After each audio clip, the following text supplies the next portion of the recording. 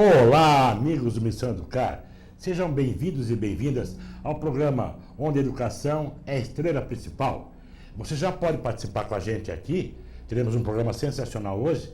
Você entra aí na tela da TV e manda a sua pergunta, a sua opinião e a sua experiência educacional, que nós fazemos questão de mostrar aqui também. E você sabe, nós temos o grupo Missão Educar no Facebook, onde você pode participar. E temos também a página do Missão Educar no Facebook, que você pode curtir. E daí para frente, então, receber todos os nossos informes, todas as nossas postagens.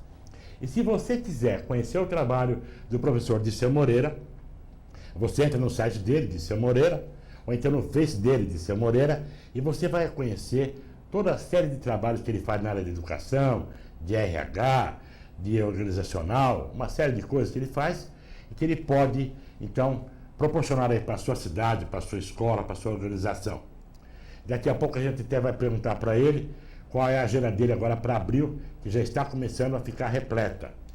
E você sabe também que o nosso Missão Educar tem um contato. Se você, de repente, lembrar de falar conosco alguma coisa ao longo da semana, ou quiser passar para alguém, nós temos o nosso e-mail, que é o missãoeducar2012@gmail.com. missãoeducar2012@gmail.com. E nós vamos ser, como sempre, abrir assim para valer o nosso programa, cumprimentando ele, o nosso professor Dirceu Moreira. Bom sempre, professor Dirceu Moreira.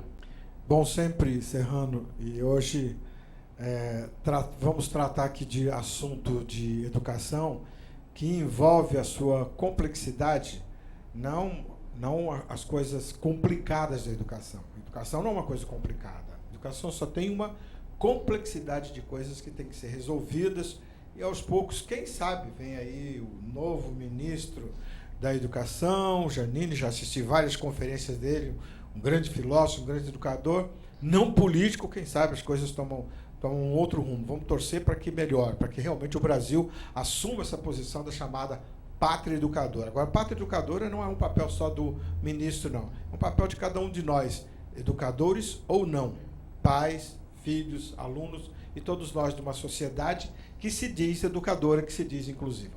Verdade. E, professor, como é que está a sua agenda agora para abril?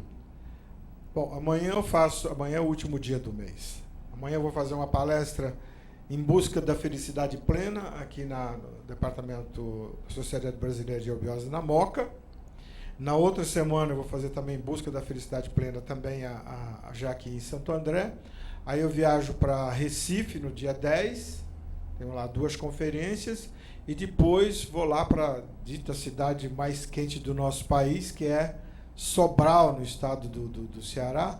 Aliás, que eu acabei descobrindo que Sobral ficou conhecida no Brasil, no mundo todo, porque foi ali que se confirmou a teoria da relatividade do Einstein, quando foi feita uma grande experiência. Ela falou, nossa, né? Então estarei aí encerrando e um trabalho árduo, que está procurando uma nova casa, um processo de mudança. Então você vai ter a oportunidade também, lá em Sobral, de cumprimentar o nosso ex-ministro da Educação, porque também, é de lá, pois né? Além disso, nós vamos estar conversando aqui, até uma coisa que eu vou acabar perguntando para a nossa entrevistada de hoje, e a gente fala um pouquinho de um início de um processo de educação que começou lá no Ceará. Ah, perfeito. Então, olha, gente, nós vamos agora, daqui a pouquinho, falar dos nossos patrocinadores, mas a gente já falou tanto de que vamos ter um tema interessante hoje e tudo mais, eu já vou anunciar para vocês. Está muito claro, o Enem, mais recente, confirmou de novo, que o ensino médio é o ponto mais fraco da nossa educação. A gente sabe que nós temos investimentos, talvez até mais voltados para a área do ensino universitário. A gente sabe que a base, o professor Dirceu Moreira fala sempre disso, né? A base está ainda está carente de muita coisa, o ensino infantil, o ensino fundamental 1, né? Mas a encrenca realmente está no ensino médio e nós já há algumas semanas estamos procurando alguém para nos ajudar a refletir sobre esse assunto. E vamos daqui a pouquinho apresentar a nossa convidada, e que, com o professor Dirceu Moreira, ela vai debater esse assunto do ensino médio. E o tema é exatamente esse, né? O ensino médio é um problema. Quais são as causas disso? De onde vem isso? Isso não aconteceu de um dia para o outro. E quais são possíveis caminhos possíveis soluções. Será que a sociedade, os mestres e os pais podem fazer alguma coisa para melhorar o ensino médio e recolocá-lo no trilho como devia ser sempre? Essa será a nossa grande caminhada de hoje no Missão Educar. Enquanto você se prepara para esse debate, para essa conversa, vamos aí agradecer nossos patrocinadores, que são aqueles que apoiam o nosso programa. E sempre lembrando que qualquer empresa, qualquer pessoa pode também patrocinar o Missão Educar, né? A gente está muito aberto e agradece o interesse para que a gente possa melhorar cada vez mais o nosso programa aqui. Então vamos anunciar agora nossos patrocinadores. Nós temos a Serplan, que é o DNA da educação. Daqui a pouco falaremos um pouco mais sobre a Serplan e seus eventos aí pelo Brasil. Nós também temos o Congresso Conhecer lá do Espírito Santo, que será agora em setembro. É um dos grandes congressos brasileiros e que terá também uma edição agora aqui em São Paulo, no segundo semestre de 2015. Nós vamos também falar um pouquinho sobre esse assunto. E temos a Ravan, que é massas alimentícias, alimentos para você levar para casa, para você receber em casa. Também mostraremos as delícias da Ravan daqui a pouquinho aqui. Então agora a gente vai apresentar finalmente, né, essa nossa professora, que vai nos ajudar a refletir com o Liceu Moreira aqui, justamente sobre o problema do ensino médio, que é a professora Iraci Zanotto Bianco. Boa tarde, professora Iraci. Boa tarde. Como vai? Tudo bem, graças a Deus. Estamos muito felizes com a sua presença aqui. Muito obrigada. Vamos começar, né? Vamos começar já? Vamos começar. Então, a primeira pergunta, né, que a gente faz é a seguinte. A senhora acompanhou muito o ensino médio e fundamental 2 nos últimos 20 anos? Acompanhei, trabalhei um bom tempo no ensino fundamental, no médio, e eu me identifiquei muito com o ensino médio, né? Mas só que o que mais entristece agora a gente é ver o fracasso do ensino médio, a evasão. Então eu vejo por vários motivos a indisciplina, né? E vejo também a falta de professor, e vejo também a necessidade do jovem trabalhar. Por quê? Porque ele precisa complementar a renda familiar. E quando ele começa a trabalhar, o que acontece? Ele não consegue conciliar as duas coisas, né? Mesmo pelo cansaço, ou então, quando ele chega na sala de aula, ele não encontra o que ele deseja. Ele vai com vontade, mas a indisciplina é muito grande. Então, ele acaba desistindo. É onde ocorre a grande evasão. Então, a senhora, eu falei dos últimos 20 anos, porque certamente a senhora percebeu esse processo acontecendo. Ele deve ter começado mais claramente em algum lugar lá para trás, né? A senhora já até adiantou alguns motivos, a gente vai falar muito disso e também pensar em soluções. Agora, eu vou jogar uma pimentinha, né? Porque o meu papel aqui é esse. Eu não sou professor, eu não sou educador, né? Eu, o senhor Liceu Moreira, e provavelmente a senhora, no nosso tempo, fizemos o colégio trabalhando. Não foi? Exatamente. E eu trabalhava de dia e estudava à noite. Então, eu acho que, tudo bem, a pessoa, o moço, o rapaz, pode chegar na classe cansado e se desmotivar. Mas eu acho que só o cansaço físico e mental não basta, porque nós passamos por isso, estamos vivos, né? Sobrevivemos a isso, né, professor? Olha, em primeiro lugar, eu acho que a Iraci começou a colocar, está dentro realmente do questionamento básico. Acho que essa questão da indisciplina, essa questão da evasão é muito séria, essa questão do jovem trabalhar. Mas agora, a gente pegando o período em que eu estudei o ensino médio, que é interessante que a gente conseguia conciliar a questão do trabalho com o estudo. Então, assim, afinal de contas, onde você acha que se deu esse processo de ruptura? Foi, por exemplo, no momento em que diz assim, o jovem não pode, porque tem uma idade aí que não se pode trabalhar, até completar os 16 anos. Você acha que isso foi uma das causas ou tem alguma outra coisa que contribui dessa ruptura no processo? Acho sim. Acho porque não tem nada a ver, a idade. Porque no nosso tempo, trabalhávamos cedo, né? Sim. Nós trabalhávamos cedo, mas como que nós conseguia conciliar? Mas também havia cobrança da família. E hoje não acontece isso. E mais, o sistema mudou. No nosso tempo, passava para a série seguinte sabendo. Sabendo, você estava preparado. E hoje não, parece que é uma troca. Você não falta, E né? você passa. E você passa. Então está errado. É o sistema culpado. Olha, e eu vejo um outro problema nessa você colocou da família. Realmente era uma família que cobrava, que exigia muito mais do que se exige hoje, mas tem uma questão fundamental aí, professora, que é esse detalhe da questão por que então não se pode trabalhar até os 16? Porque veja bem uma coisa, se eu não posso trabalhar até os 16, quando completou 17, que está próximo de servir o exército, esse menino não é admitido mais para trabalhar. E aí ele fica até os 17 esperando até os 18. E quando ele vai procurar alguma coisa, ele vai começar a trabalhar aos 19. Então mudou. Eu com 14 anos eu trabalhava. E esse é o conteúdo. Agora, o que é que dá para mudar? Como é que se pode fazer uma mudança de uma estrutura em que ela hoje está dessa maneira comprometida? Mais próximo. O ECA, eu acho ele fundamental, mas eu acho que atrapalhou em algumas coisas, né? Principalmente aí, né? Eu acho que atrapalhou. Alguns itens do ECA não favoreceu a família, favoreceu apenas o jovem, né? O adolescente, o jovem, que favoreceu. Só que, assim, deu muita liberdade. Então, criou-se uma liberdade que confundiu como uma libertinagem, não é?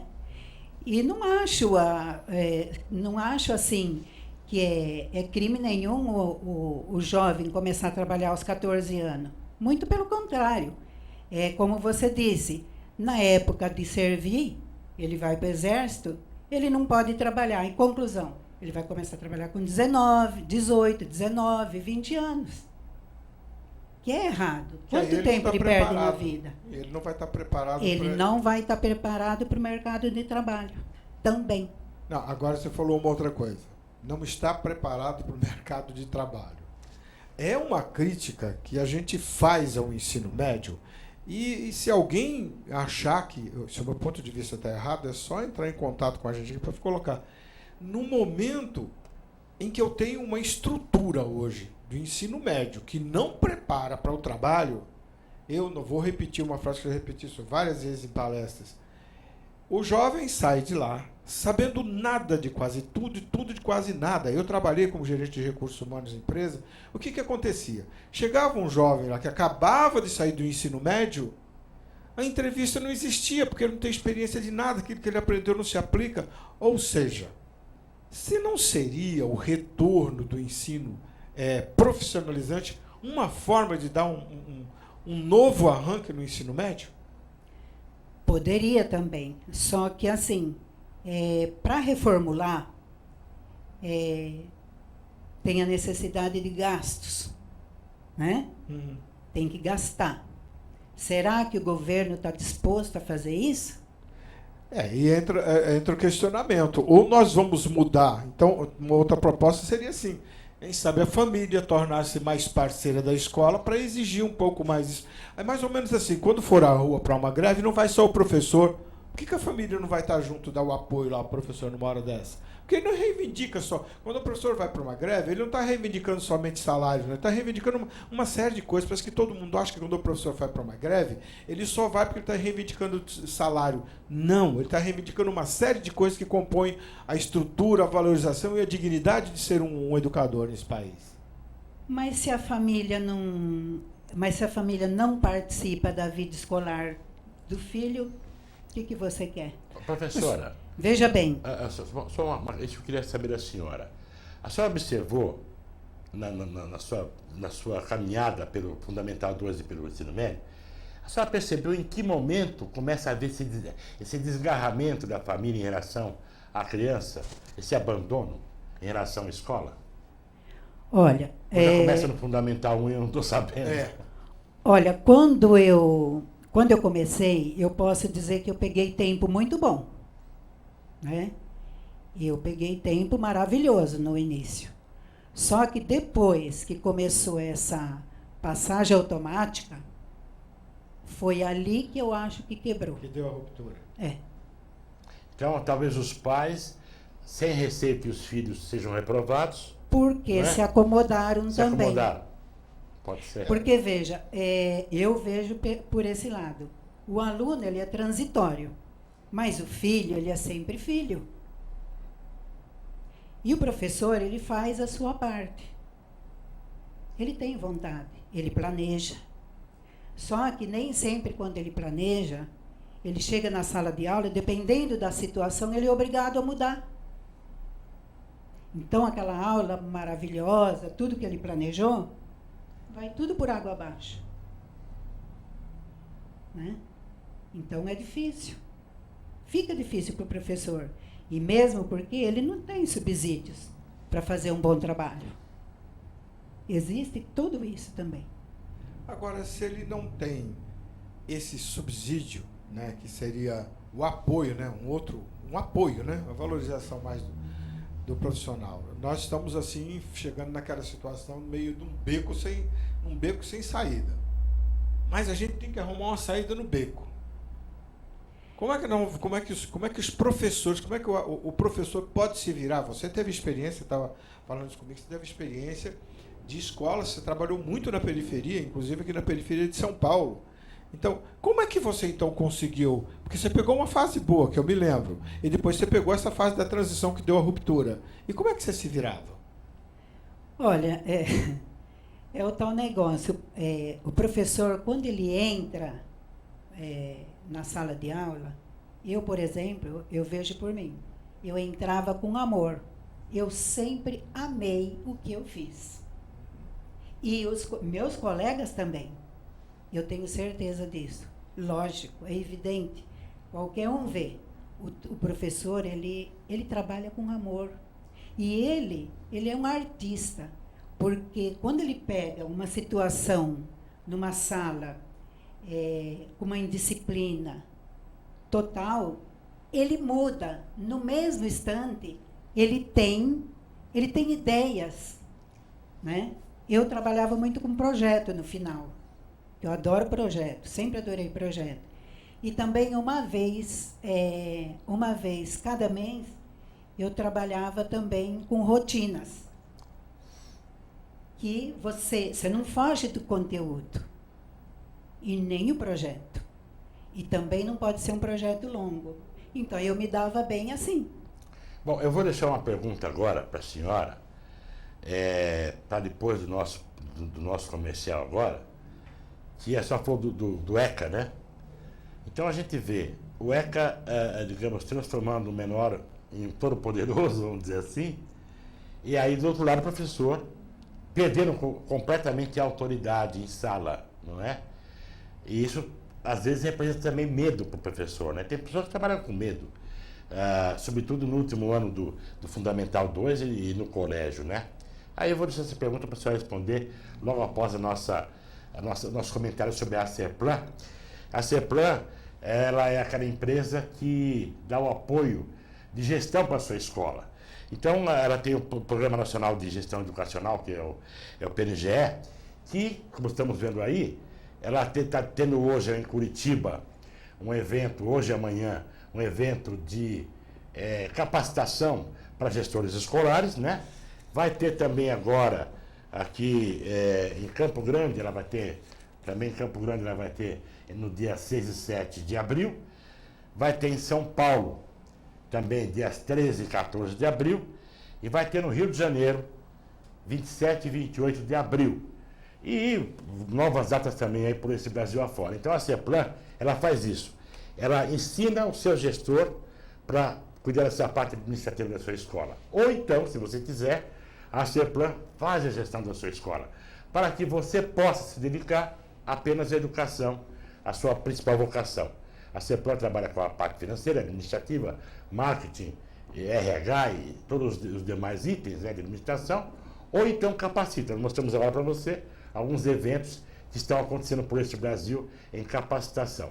Entre no site da CEPLAN, aceplan.com.br, ou então no Facebook. Conheça o que a CEPLAN te oferece e você verificará que é realmente um parceiro sensacional que vai te ajudar muito. E aí, eu deixei no ar essa pergunta para a professora.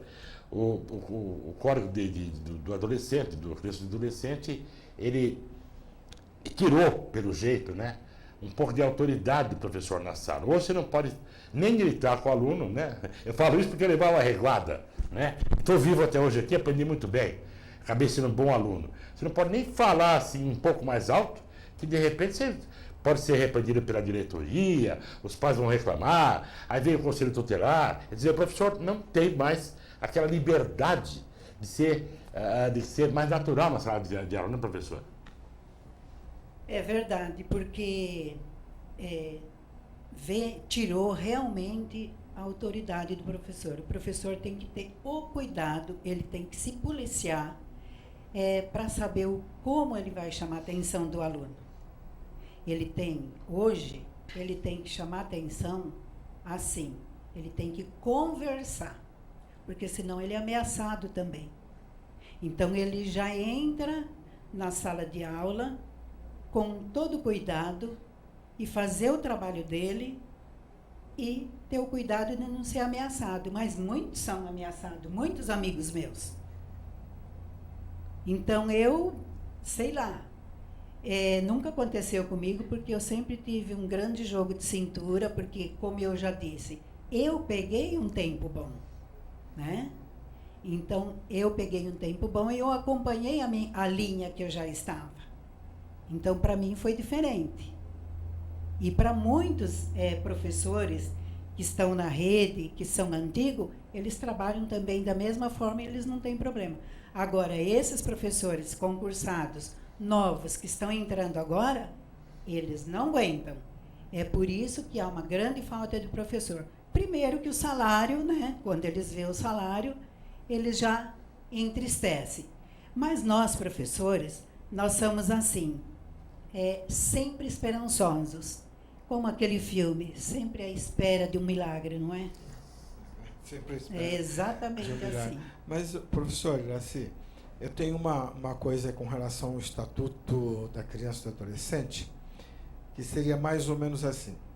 O Estatuto, como toda lei, a gente tem uma tendência a dar uma ênfase muito grande naquilo que eu tenho de direito, mas não se dá ênfase naquilo que eu tenho como dever, ou qual é a minha responsabilidade.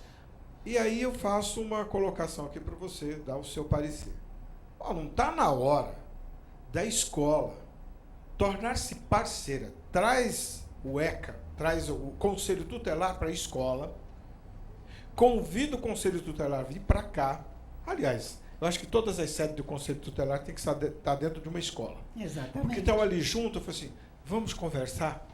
Porque o Estatuto, ele dá os direitos, mas ele tem lá muito claro quais são os deveres. Agora, nós não trabalhamos em cima de direitos, de deveres, trabalhamos em cima de direitos. O que você acha a respeito dessa ideia de convidar, de trazer o Conselho Tutelar para próximo da escola e o professor entender melhor nessa relação com eles, para eles saberem o que é, porque tem dever, sim. O Estatuto consta os deveres lá. Pois é.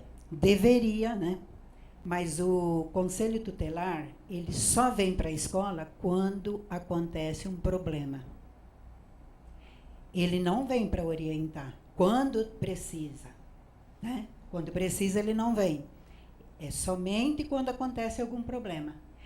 Eu sou de pleno acordo. Eu acho que deveria, sim, trabalhar junto na escola, o Conselho Tutelar, porque o aluno, né, ele conhece todos os direitos. Se você perguntar de ponta a ponta, ele sabe, ele tem na ponta da língua. Agora, você pergunta um dever, ele não sabe. Não sabe, mas o Estatuto da Criança, o estatuto consta qual é o dever. Inclusive, se ele cometer um ato de infração, um ato qualquer de indisciplina, está lá contido. Além de que o próprio Estatuto da Escola, Estatuto não é estatuto que a gente fala da escola, Que é o regimento. O regimento interno da escola já constava isso desde 1950, 1960, tinha muito claro lá. Então, aí é uma coisa da escola ter atitude, né? Aliás, recentemente, o MEC lançou uma campanha nacional para dizer, né, isso que a Serplan anda fazendo no Brasil de ponta a ponta, é capacitando os gestores, não é só capacitar a questão pedagógica, uma escola não funciona só com pedagógico, funciona com outras estruturas. Capacitando o pessoal para uma gestão como essa, é exatamente deixar o professor melhor preparado, não apenas no pedagógico, mas também no relacional, que é uma hora que a gente vai assim, por que o Conselho Tutelar só vem para a escola quando dá um problema? O que está faltando para a escola, para o diretor de uma escola, para os seus gestores, conseguirem ter uma autoridade suficiente, não uma autoridade de mandar no outro, mas um poder de persuasão para trazer o Conselho Tutelar? Por que isso tem que vir quando dá problema? Não é o poder, seria assim, uma parceria. Né? Exatamente, estabelecer essa parceria com o Conselho Tutelar. Junto à escola, à família e o Conselho Tutelar. Exatamente. Por que os três não podem vir para a escola? Está faltando o quê, assim, para conseguir trazer, para conseguir fazer? Como é que nós vamos mobilizar? Porque nós já temos mobilização pela educação, né? Movimentos e movimentos, tudo pela educação, todos pela educação, o CONAI, o Congresso Nacional da Educação, tem um monte de coisa acontecendo que fala todos pela educação, mas parece que só fica o professor pela educação. Eu resumo apenas numa palavra, a boa vontade. É isso. A partir do momento que você tem boa vontade, o que você vai fazer? Você vai arregaçar as mangas, você vai investir naquilo que te interessa. Pô, a educação, gente, é fundamental. É a base de tudo. A educação e a saúde, que ao meu ver, né? Então, se você tem boa vontade, você vai trazer para a escola. Mas é muito fácil.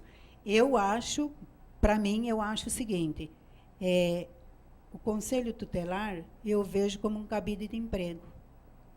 Porque eu não vejo vantagem. Né? É político. Eu não vejo vantagem. Eu só vejo o Conselho Tutelar participar da escola quando acontece um problema, como eu já disse. Okay. Mas para fazer parceria, para trabalhar, não.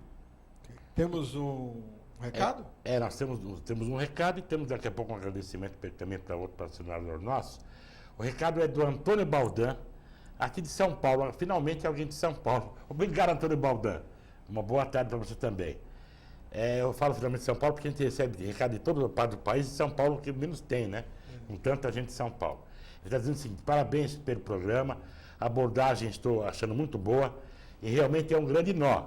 Eu estou esperando que no decorrer do programa a gente consiga ter algumas pistas para melhorar. Já estamos tendo, né, Antônio? Na verdade, já temos algumas pistas aí, estamos falando do Conselho Tutelar, do ECA, né? Mas a gente vai, com certeza, com esses dois mestres que estão aí, a gente vai chegar a alguma conclusão muito boa. Muito obrigado pela sua participação, Antônio Baldan. Então, vamos aproveitar aqui essa paradinha para agradecer o nosso patrocinador, que é o Congresso Conhecer. O Congresso Conhecer é tradicionalíssimo lá no Espírito Santo, né? Todos os educadores da região leste do país conhecem, vai ser em setembro. Então, olha, entre no site lá, programa a sua viagem, veja a grade do que tem lá no Congresso, escolha os seus temas, planeje. Você pode, inclusive, já começar a financiar a sua ida para lá, a sua acomodação, o seu planejamento, e você chegar lá, então, vai desfrutar de um excelente congresso. E agora, em abril, já está prometido, vamos cobrar aqui também, e vamos passar para vocês a programação completa do Conhecer. Olha só que beleza, hein? Vai dar tempo de vocês programar lá. E temos essa ótima notícia, que é o Conhecer em São Paulo, que estará aqui em São Paulo no segundo semestre, né? Estamos aí para receber a informação de que mês será e onde será, mas sim, realmente haverá em São Paulo, o que vai facilitar muito aí a vida da grande São Paulo, do interior de São Paulo, do litoral de São Paulo, né? Então fiquem atentos, entre no site lá e conheça, Congresso Conhecer. Espetacular. E também, no Congresso Conhecer, também há uma exposição, uma feira. Então você que quer expor para a área educacional, Já entra no Congresso Conhecer, já conheça lá, porque São Paulo vai ter, você pode participar. Então, a gente agora, prosseguindo nossa entrevista aqui, nós falávamos de uma série de assuntos, e eu vou entrar em mais um detalhe aí muito importante que eu vejo, que é o seguinte, professora, a autoridade que o professor perdeu, parece que os pais também perderam, né? Então a gente vê que a própria família já não está dando mais conta desse jovem, tá certo?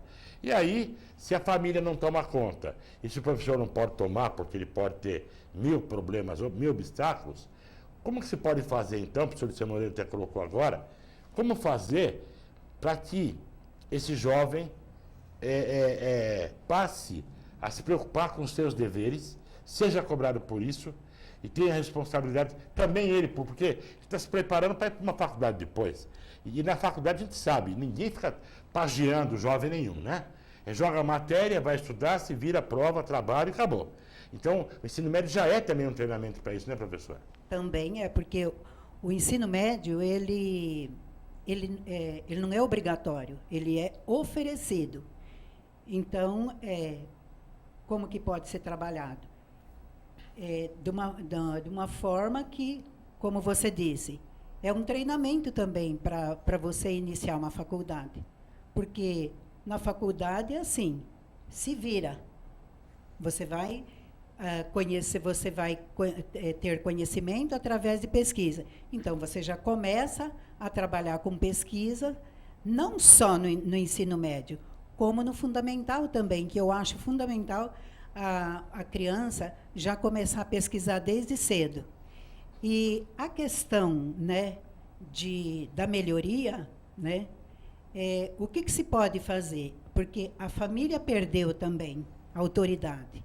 Como o professor perdeu em sala de aula, a família também perdeu. Então, o que é viável?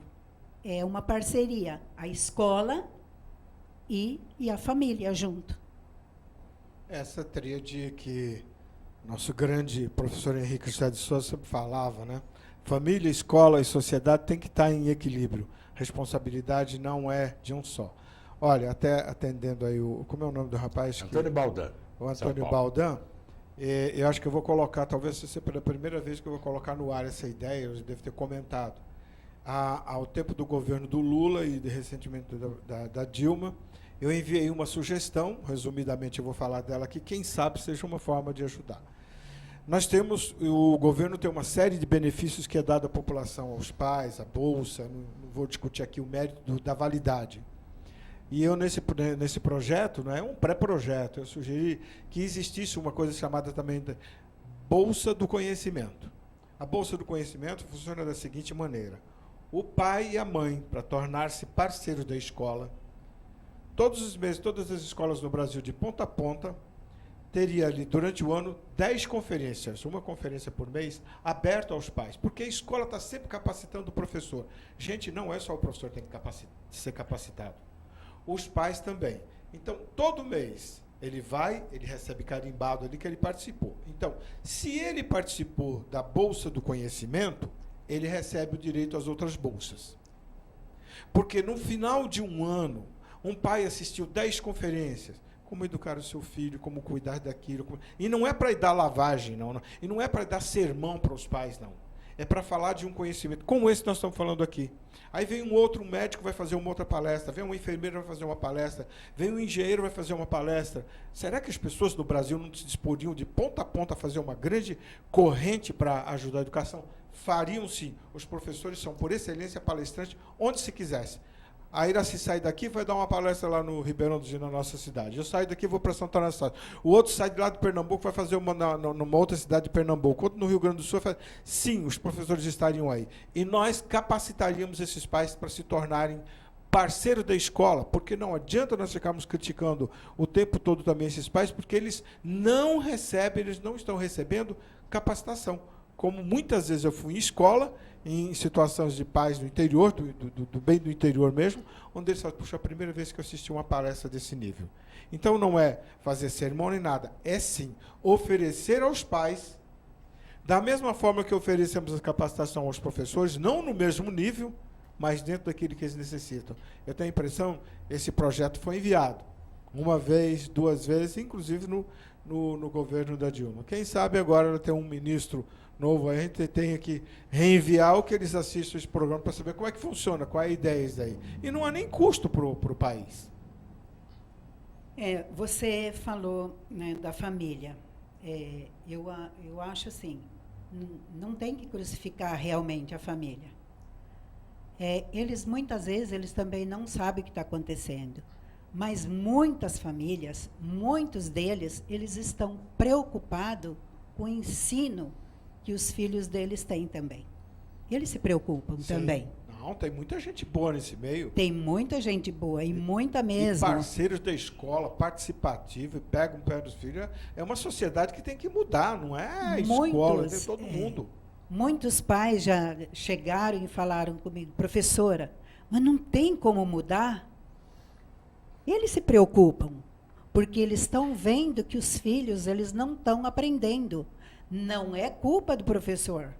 Nunca. E eles reconhecem isso. Inclusive. Reconhecem, inclusive reconhecem. É culpa do próprio sistema. O sistema criou. E nós, professores, nós não podemos mudar. Nós não podemos fazer absolutamente nada. Professora, a senhora falou de disciplina, né? O que se pode fazer hoje numa sala de aula indisciplinada? Olha, como eu disse, você tem que ter um jogo de cintura muito grande. Fazer algum trabalho atrativo que agrade eles. Mas, assim, nunca fugindo do conteúdo. Fazer trabalhos diversificados que agrade ele. Dar trabalho em grupo, eu acho fundamental, não grupos grandes, mas grupos pequenos, né? Eu acho fundamental. Você tem que diversificar. Você não pode ficar na mesmice, porque senão você não consegue controlar a sala de jeito nenhum. É isso. Professor, aliás, é aquilo que a escola, de um modo geral, até porque se nós pensamos aqui em São Paulo, né, professora, nós temos uma mãe, que por acaso também ela é professora, ela é mãe, e ela leciona numa escola, leciona numa outra escola, e às vezes até numa outra, e aí, meu Deus do céu, lá vai eu ter que repetir esse negócio aqui, mas eu vou repetir. Essa sociedade é machista até o talo, porque não há nenhum respeito por essa mulher, porque como é que essa mulher pode estar preparada no dia seguinte para dar uma aula, se ela trabalhou de manhã numa escola, à tarde numa outra, e tem que chegar em casa e tomar conta da família e tudo mais? Me desculpe. Me desculpe. Se quer falar que isso é pedagogia, eu diria isso é a antipedagogia. Professor, o senhor como psicólogo também, né? Essa disciplina que nós falamos agora há pouco, né? Ela falou da dispersão, né? Eles ficam dispersos, aí começam a fazer disciplina. Há alguma coisa que possa ser feita no campo da psicologia para ajudar a pedagogia, além do que ela falou de dar trabalhos em grupo? Existe sim. Aliás, um grande educador lá do Ceará, inclusive da cidade para onde eu vou lá, que é Sobral, ele falava, que é o Lauro de Oliveira Lima, ele falava uma coisa assim: o professor, para entrar em sala de aula, ele tem que estar preparado pedagogicamente, mas é imprescindível que ele esteja preparado do ponto de vista psicológico. As ferramentas comportamentais, não se prepara o professor com ferramentas comportamentais. Prepara-se o professor para sair da faculdade preparado para didática, para pedagógica, para não sei mais o quê, para reunião, para isso, para aquilo, para projeto, um monte de coisa. Não se prepara o professor para sair de lá e falar assim: você tem que estar preparado como ser humano para atender seres humanos. E aí o que o professor falou assim: o desafio na sala de aula é que aquela aula não pode se tornar a questão da mesmice.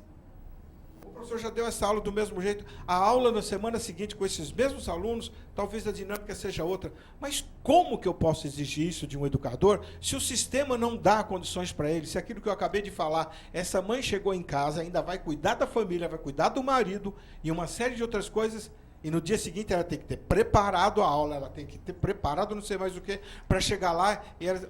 Não, dá licença, não dá para discutir quando é um ponto de vista desse. Bom, então agora a gente vai dar mais uma paradinha nessa conversa tão útil, né, tão interessante, para agradecer também a Ravan, né, que é um dos nossos patrocinadores, e a Ravan, que tem 3 lojas em São Paulo, ela trabalha com alimentos que você pode levar para casa, ou receber em casa, né, pôr na geladeira, guardar, são aqueles semi-preparados, são massas frescas e tudo mais. Você está vendo uma bela de uma macarronada agora aí, por exemplo, né? E aí a Ravan tem salgadinhos também, tem bolos, tem tortas, aquelas guloseimas que nós adoramos e muito mais. Entre no site da Ravan lá, você vai ver os endereços das 3 lojas na Grande São Paulo, também entrega na sua casa, você encomenda, eles te entregam. Olha, se você entrar no site da Ravan, você vai ficar na dúvida sobre o que pedir. Tem muita coisa deliciosa. E o atendimento é maravilhoso. Ravan, não se esqueça disso. Então, nós agora estamos seguindo pelos últimos 9 minutos de programa, né? E o assunto é vasto, é complexo, mas é apaixonante também, né, professora? Então, eu gostaria, assim, que vocês aproveitassem esse tempo que nós temos agora para terminar o programa, para tecer algumas considerações sobre sugestões, como o professor Seu fez, a senhora também, mas algumas sugestões que vocês acham, porque para quem está nos assistindo, os pais e educadores, possam refletir e possam trabalhar para melhorar o nosso ensino médio.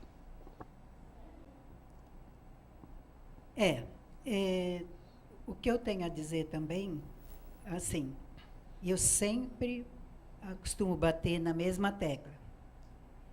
Para melhorar, o que precisa fazer? Como eu já disse antes, é trazer a família para a escola. E ter mais reuniões, fazer mais reuniões com os pais e deixar bem claro, né? E cobrar um pouco mais dos pais, sendo que muitos pais, eles cobram dos filhos, mas nem todos. E mostrar a realidade, né? Porque é triste você saber que você tem o seu filho dentro de uma escola, você quer que ele aprenda, você quer que ele seja alguém no dia de amanhã, você quer que ele esteja preparado para o mercado de trabalho, e, no entanto, quando muitas vezes ele sai do fundamental, ele não sabe nada. Ele vai caminhando com as próprias pernas, mas assim, sem saber. E quando ele chega no ensino médio, ele vai patinar, porque ele não sabe. Isso é uma judiação. Eu não gostaria que isso acontecesse com o meu filho. Poxa, vamos pensar. Você pega um diamante bruto, você recebe. O aluno, para mim, sempre foi um diamante. Para você lapidar tudo aquilo, você precisa de muita ajuda. E você, além de você não ter ajuda, você não tem como trabalhar, né? Como que você vai preparar?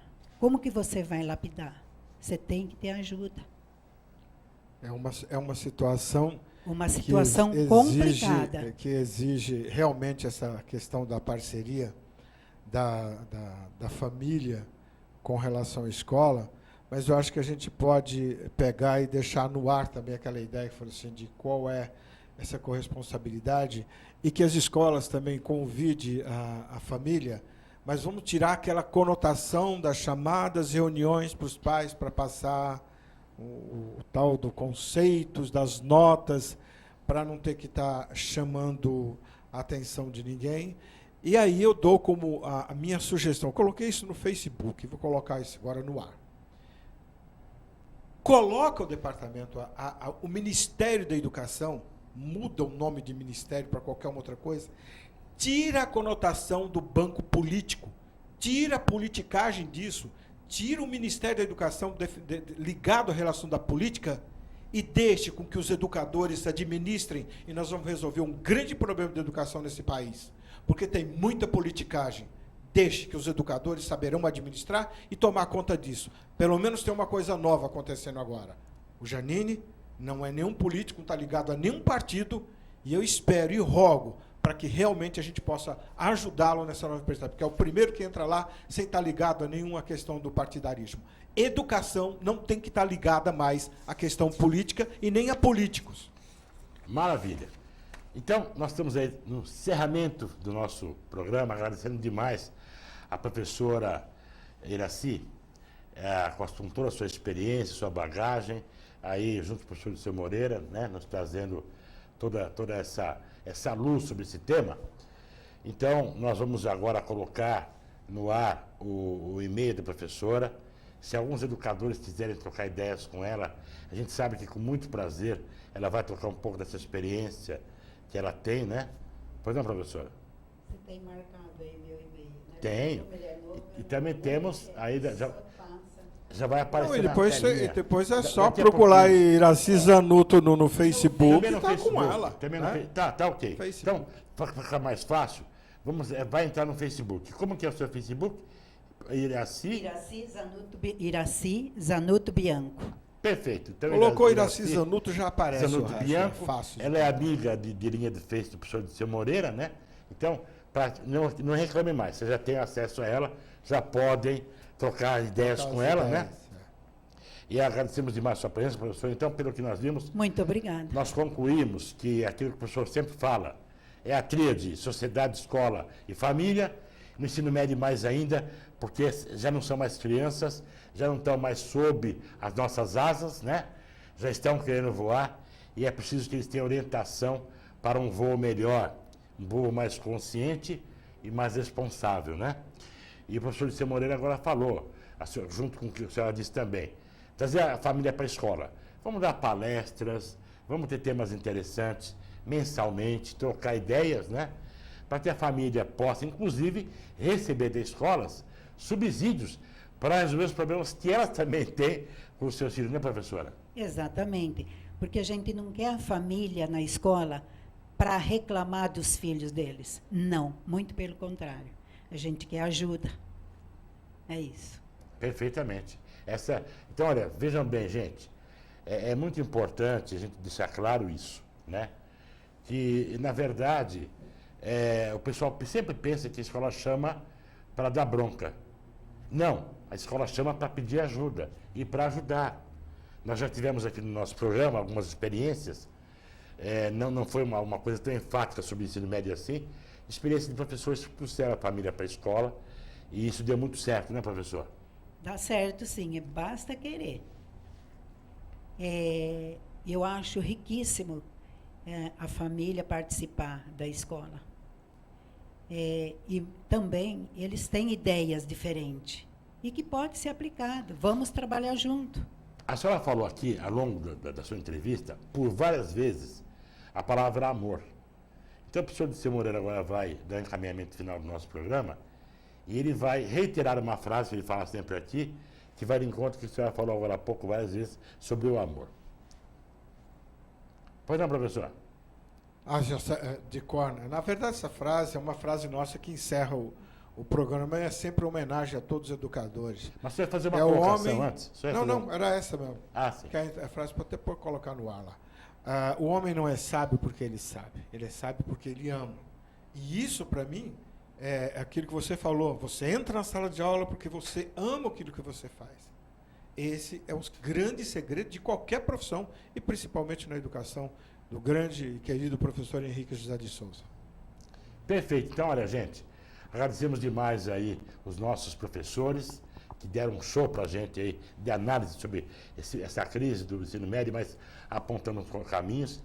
Pais, fiquem atentos. Educadores, junte seus pais também. E, garotada, o futuro de vocês está na mão de vocês. Se ajudem também. Agradecemos demais ao Antônio Baldan, que falou com a gente aqui hoje. Agradecemos a sua presença no Missão Educar. E olha, gente, estaremos de volta aqui na segunda-feira às 18 horas com mais um grande tema. Mas nos acompanhe também no Facebook, Missão Educar no Facebook, tanto o grupo como página de curtir. E você se lembra que nós temos um e-mail também para contato, que é o missãoeducar2012@gmail.com. Até lá então, muito obrigado e uma feliz semana para todos nós.